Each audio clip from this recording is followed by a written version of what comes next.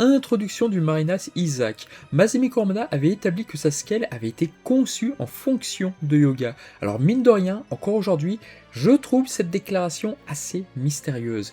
Peut-être ai-je simplement des difficultés à analyser correctement sa scale? Ce n'est pas impossible. Cet épisode est très plaisant. Il est toujours délicat de revenir sur l'entraînement d'un personnage à ce stade de l'histoire, surtout lorsqu'il s'agit de celui de Yoga, qui, comme vous pouvez vous en douter, n'avait jamais mentionné Isaac auparavant. Masami Kurumada tenait en effet à ce que le protecteur du pilier de l'Antarctique entretienne un lien particulier avec Yoga.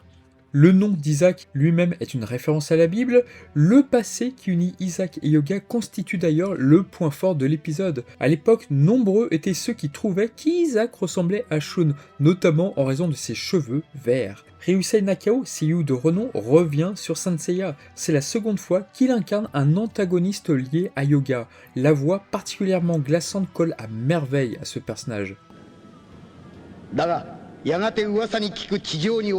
Ce flashback permet également de revoir pour la toute dernière fois le Cristal Sainte. Bien que l'épisode soit dirigé par l'animatrice Tomoko Kobayashi, les séquences sous-marines évoquent par moments le style du studio Araki.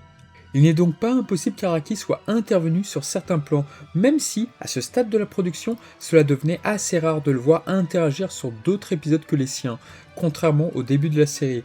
Les dialogues d'Isaac, ainsi que son évolution radicale vers une conception de la justice beaucoup plus extrême, sont particulièrement marquants. Alors je ne prends pas beaucoup de risques en disant qu'il s'agit de mon épisode préféré centré sur Isaac.